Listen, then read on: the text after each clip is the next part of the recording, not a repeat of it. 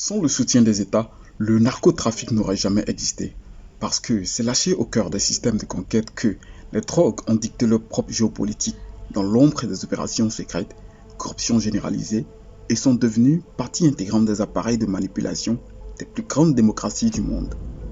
À l'origine, l'opium, la cocaïne et l'héroïne étaient des instruments politiques entre les mains des États. Alors les grandes puissances, l'industrie pharmaceutique, les banques, les services secrets, tous ont joué un rôle dans la propagation des drogues et dans l'émergence des plus grandes organisations criminelles.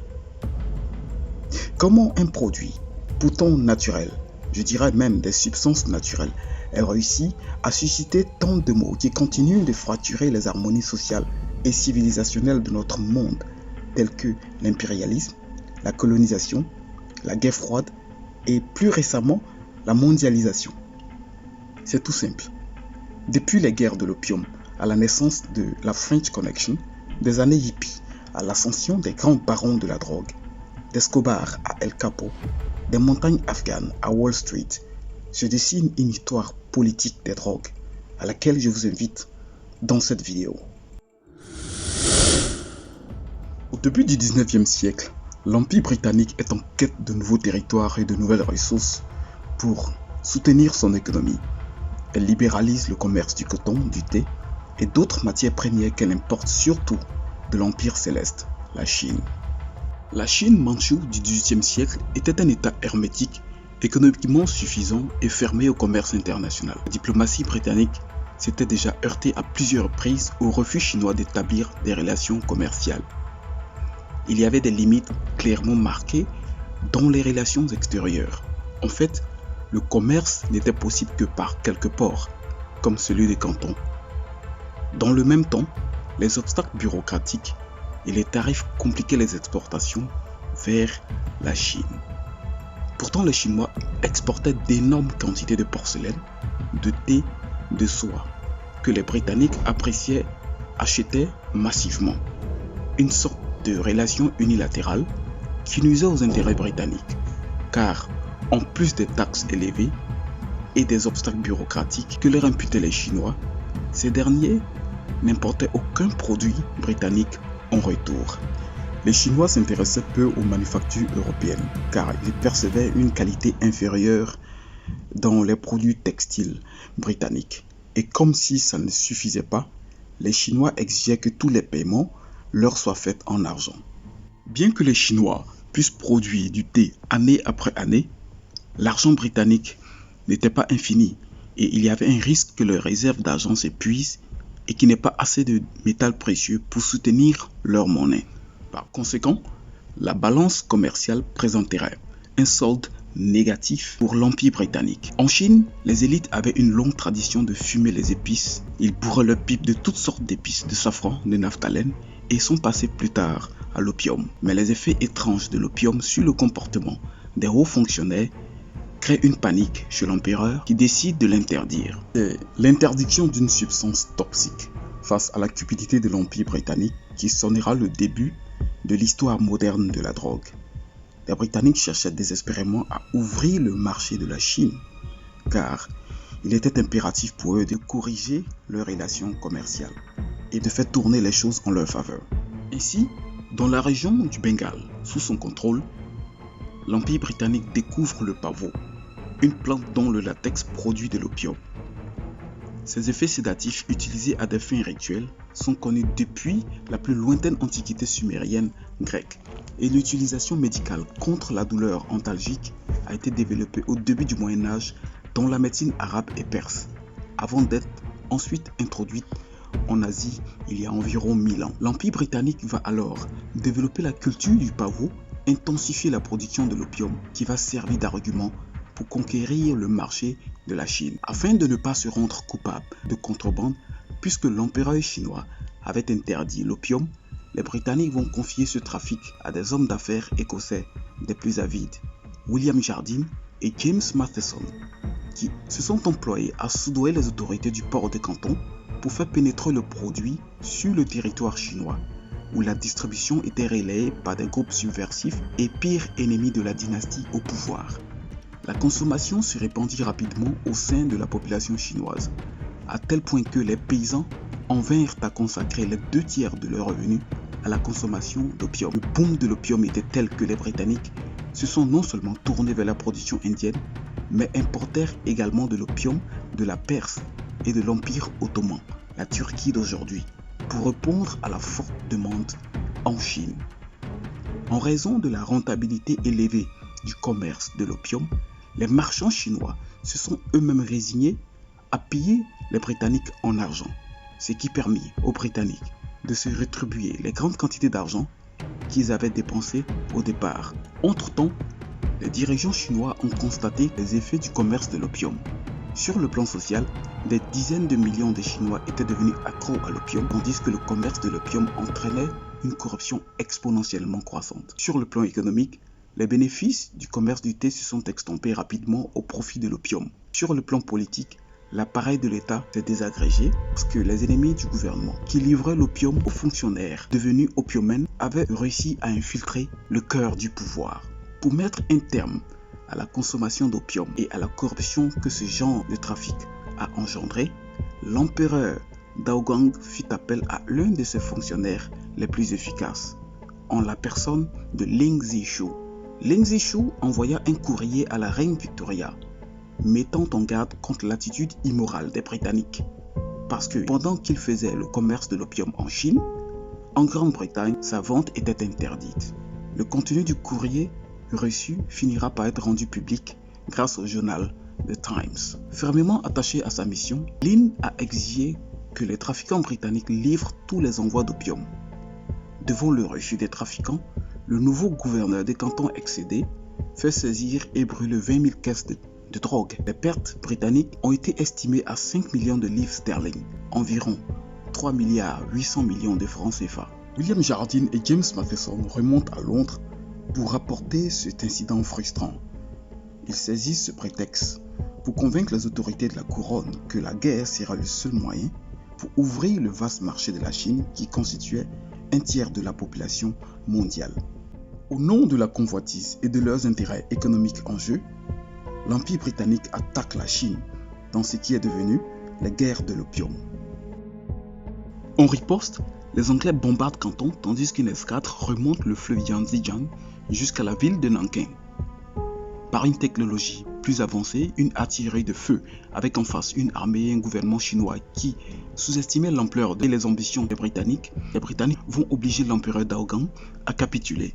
Cette diplomatie de la canonnière de 1839 à 56 et de 1856 à 69 débouche sur les traités de Nankin par lesquels les vainqueurs gagnent le droit de commercer librement dans 5 ports chinois. Ils obtiennent en prime la cession de l'îlot de Hong Kong à l'embouchure de la rivière des Perles et de la très riche région de Canton. Au comble de l'humiliation, l'empereur a dû accorder un privilège d'extraterritorialité aux Britanniques et leur verser 21 millions de dollars. Les Français et les Américains se sont empressés d'exiger des avantages équivalents.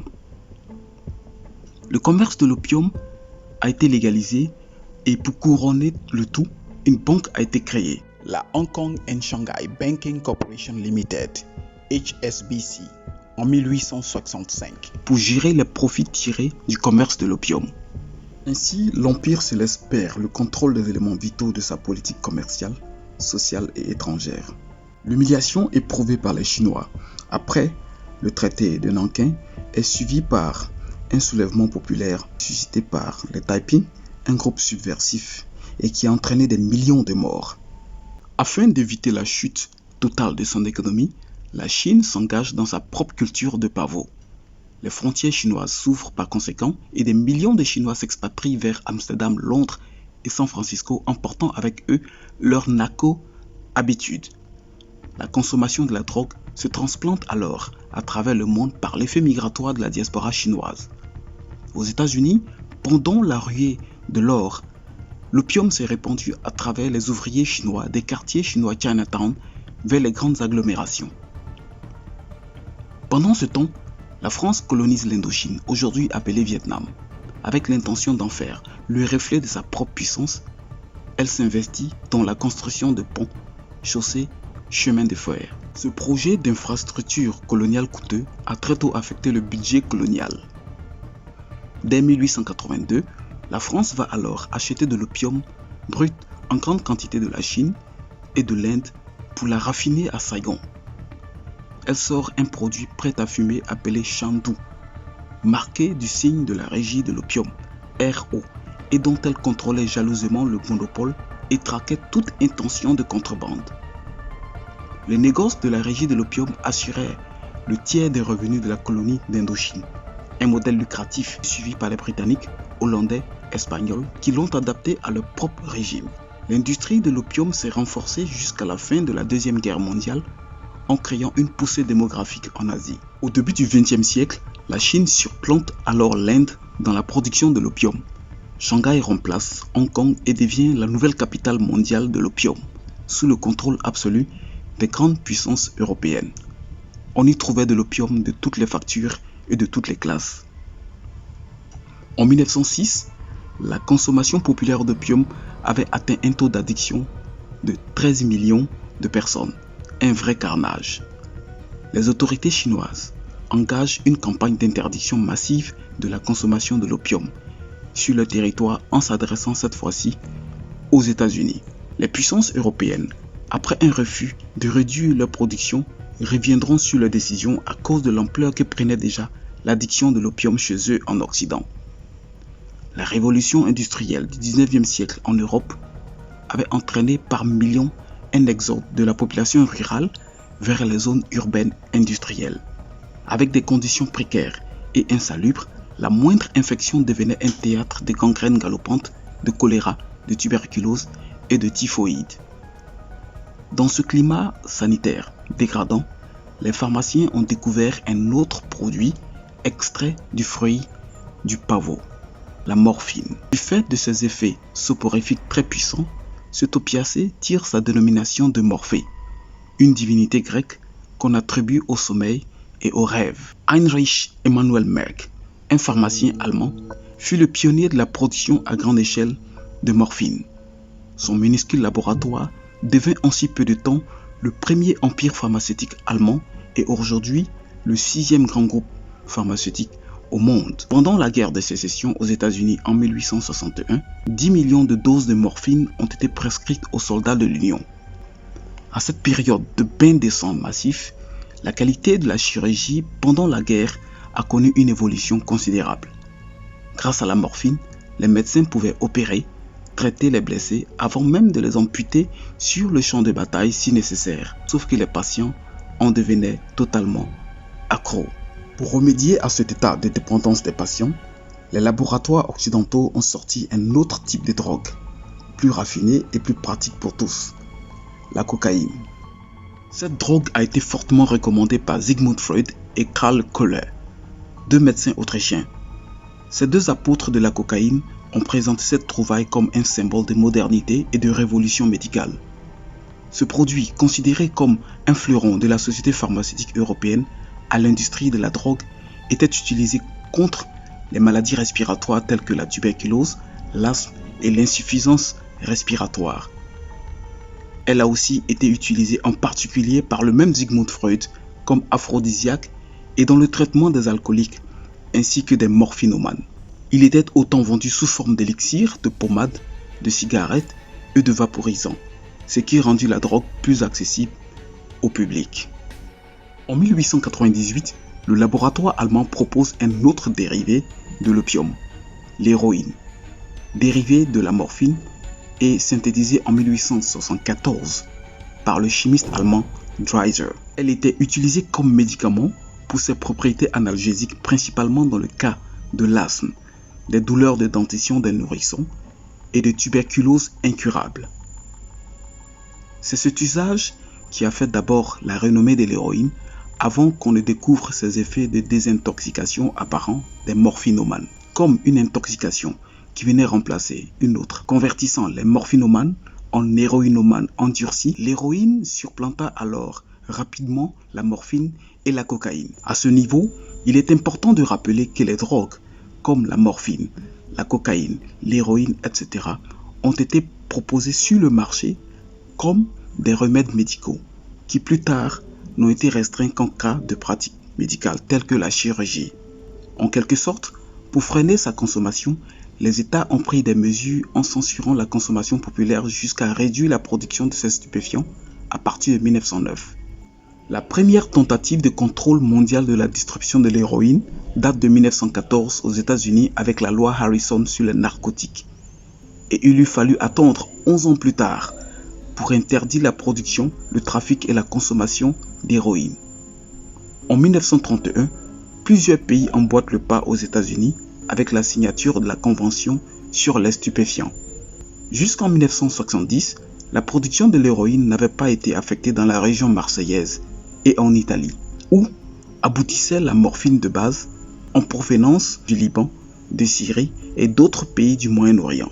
Une fois transformée, la drogue était acheminée vers les États-Unis, soit à partir de la France, de l'Italie et surtout de la Sicile. Au départ, une très faible quantité d'héroïne était consommée sur place en France ou en Italie. Mais à partir de 1970, une partie croissante de la population clandestine d'héroïne était écoulée en Europe, où le nombre des intoxiqués avait quintuplé. Au même moment aux États-Unis, on estimait le nombre global des héroïnomanes avoisinant 300 000 individus, la plupart de sexe masculin. Face aux mesures d'interdiction généralisées, des centaines de milliers de consommateurs de drogue ne pouvaient plus s'approvisionner au comptoir des officines pour calmer leur dépendance. Comment serait-il possible de freiner la consommation d'un produit qui avait établi une forte demande sur un marché fabriqué, machiné, voulu, en attaquant passionnément la Chine au XIXe siècle? Véritable question. Toute loi d'interdiction et de régulation pour mettre fin au marché d'un produit en forte demande va établir inéluctablement pour la défier la naissance d'un marché illégal ou d'un marché noir, le black market. Et qui d'autre peut mieux défier une loi institutionnelle que des bandits et des criminels? Ainsi, pour satisfaire à la demande, les contrebandiers et trafiquants ont très vite appris à raffiner l'héroïne. Au Mexique, dans la région fertile de Sinaloa, la culture du pavot prit forme afin de ravitailler l'industrie pharmaceutique américaine. Alors, au début des années 1920, naquit une nouvelle vague de clients et de fournisseurs. Parmi les premiers trafiquants, on pouvait identifier Ignacia Rosso, alias la Nacha, la première femme narcotrafiquante. La Nacha faisait extraire de l'héroïne à partir de l'opium dans son laboratoire de Ciudad Juárez, ville située à la frontière mexico-américaine. À Ciudad Juárez transitaient des hommes et des biens, notamment des armes, de la nourriture, de la drogue et tout ce que vous pouvez imaginer en direction de El Paso, la première ville du côté des États-Unis d'Amérique, dans le Texas. Avec la présence de cabarets et de tout type de commerce, Ciudad Juárez était à sa manière un pôle d'activité économique dynamique qui favorisait on ne peut le narco-comportement. Dans cet environnement, pendant 3 générations, le narcotrafic de la Nacha a connu un succès dominant qui ne souffrait d'aucune menace jusqu'à la naissance des premiers cartels mexicains. Le trafic illégal de la drogue se répand progressivement en Europe, faisant émerger de nouveaux marchés noirs. Grâce à des navires puissants, le transport maritime a rapproché les frontières et les grands ports sont devenus par ricochet des nids stratégiques de narcotiques. Parmi ces grands ports, il y avait celui de Marseille, où les personnages de crimes organisés de Corse profitaient pour faire prospérer leurs activités. Dans les années 1920, Paul Carbone, ancien marin, devint le chef de la mafia corse.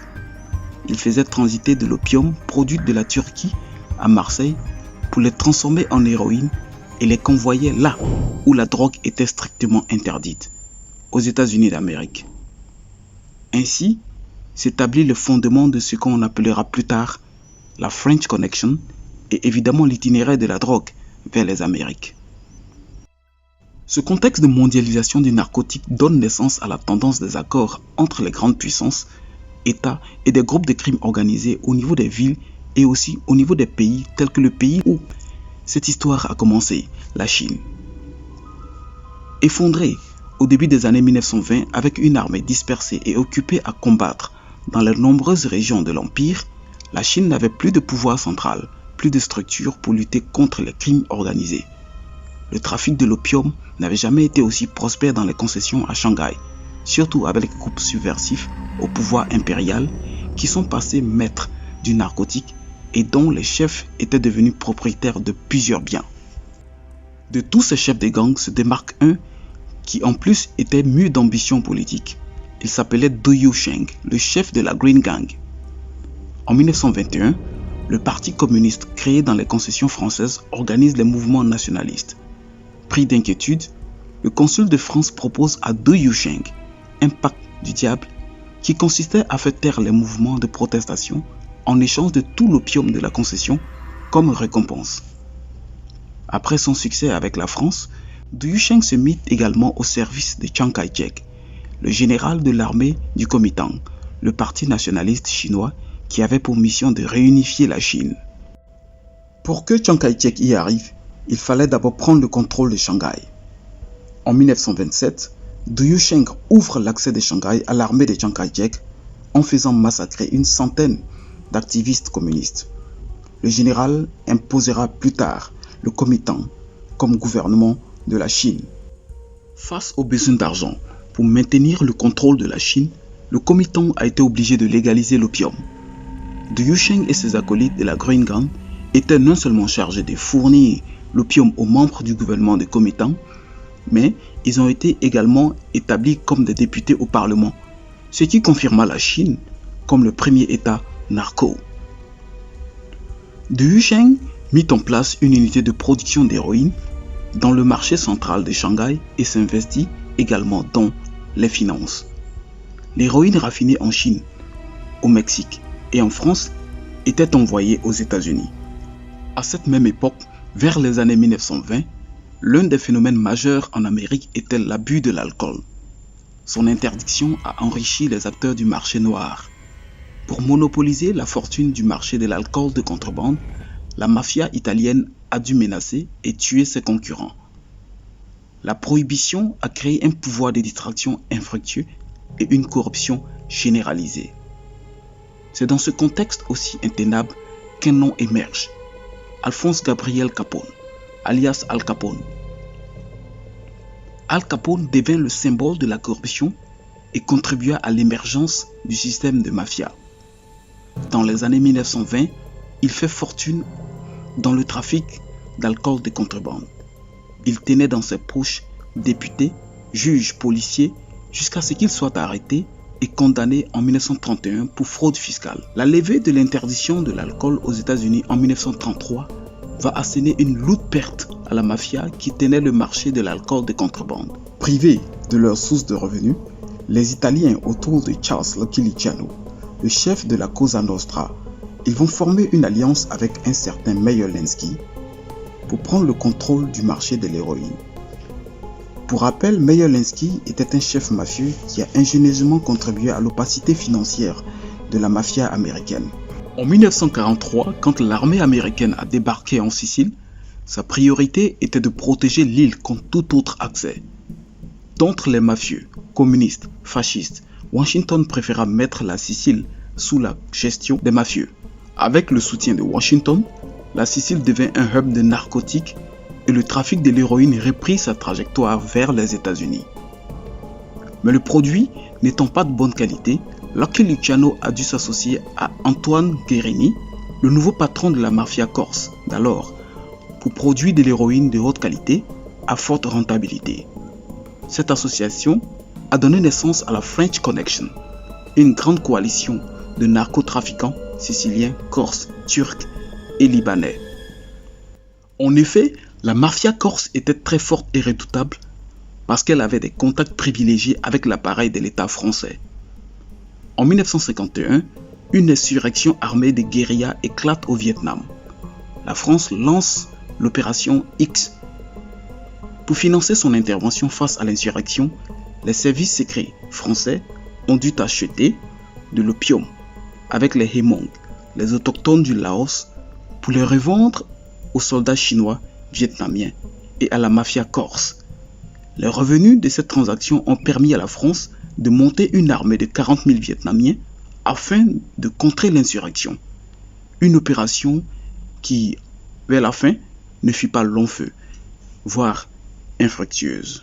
Quelques années plus tard, la géopolitique du régime ayant changé, la puissance coloniale retira ses troupes. La Chine communiste depuis 1949 éradiqua brutalement la culture du pavot, ce qui ressemblerait à la fin du règne narcopolitique en Asie. En effet, le décor de la guerre froide était déjà planté et il était préoccupant pour les grandes puissances, surtout pour les États-Unis d'Amérique. Pourtant, le narcotique est repris subitement quand les États-Unis tentèrent de renverser le régime communiste chinois de Mao Zedong en soutenant le Kuomintang. La CIA approvisionna 30 000 soldats en vivres, munitions, armes et à partir de leurs 2 pistes d'héritage, convoyaient de l'opium. Après que l'armée communiste de Mao ait vaincu l'armée révolutionnaire de Chiang Kai-shek, nombre de ces soldats Kuomintang chinois se sont retranchés dans la région frontalière entre la Thaïlande et la Birmanie à la recherche de ressources financières. Ils ont décidé de gagner leur vie dans le commerce de la drogue et ont considérablement augmenté la production d'opium. Cet opium qui partait de la Birmanie et du Laos était raffiné en Thaïlande. La zone de transaction partagée par les frontières de ces 3 pays a été baptisée le Golden Triangle. Encore une fois de plus, l'héroïne de Thaïlande était vendue sur les marchés de Hong Kong qui, 100 ans après la guerre de l'opium, demeurait encore aux mains de l'Empire britannique, avec le nombre le plus élevé de drogués. L'itinéraire de la drogue continuait sur la côte ouest des États-Unis. Le trafic international de l'héroïne battait son plein et n'avait jamais atteint une telle ampleur.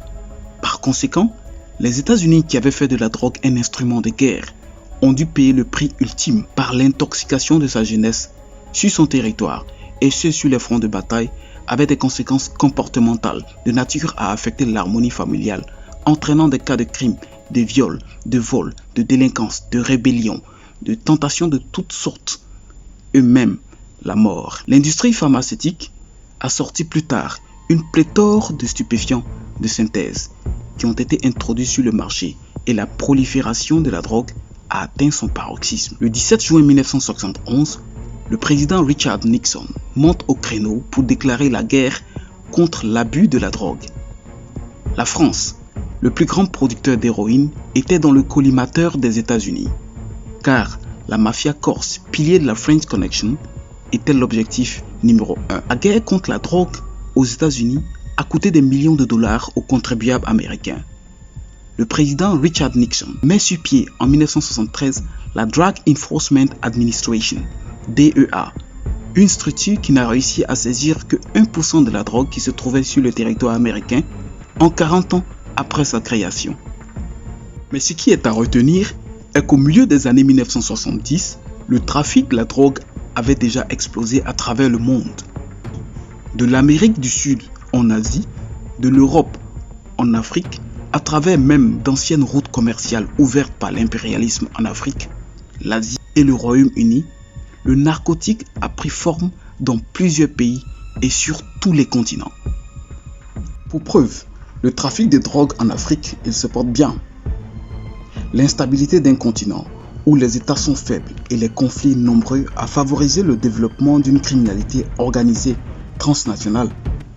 Celle-ci se sert de la corruption et de la pauvreté pour mener à bien son commerce illicite qui passe notamment par le nord du Mali pour atteindre plus haut la Méditerranée. L'itinéraire qui a le plus de succès s'est tracé dans les pays du Golfe de Guinée comme le Nigeria. Fort d'une demande en croissance, de nouveaux marchés se sont ajoutés. Pour conquérir ce marché mondial, une néo-génération de narcotrafiquants s'est formée et érigée en de puissantes organisations criminelles. Les cartels, avec à leur tête des seigneurs de la drogue. Ces cartels ont été développés et répartis en filières, par région et par produit, avec pour principal objectif de promouvoir et de contrôler les opérations de trafic de drogue. À travers eux, de nouveaux axes tactiques de pouvoir ont émergé et ont transformé le narcotique en une industrie mondiale. Une industrie qui réunit de nombreux secteurs d'activité et corps de métier. Agriculture, chimie, négoce à l'exportation, logistique et transport, importation, gestion de stocks, distribution, marketing, blanchiment de capitaux. Il fonctionne globalement comme les autres marchés de matières premières, sauf deux caractéristiques spécifiques, la prohibition et l'élasticité de la demande au prix, qui favorise le maintien des prix élevés et donc des profits supérieurs à d'autres marchés, rendant l'activité attractive. Le narcotique est une industrie qui maintient les grandes puissances dans leur position de leadership et fragilise les États pauvres, comme en Afrique, comme dans le sud de l'Amérique par exemple. Un phénomène qui réussit à s'adapter aux mutations d'un monde auquel il continue de dicter sa politique.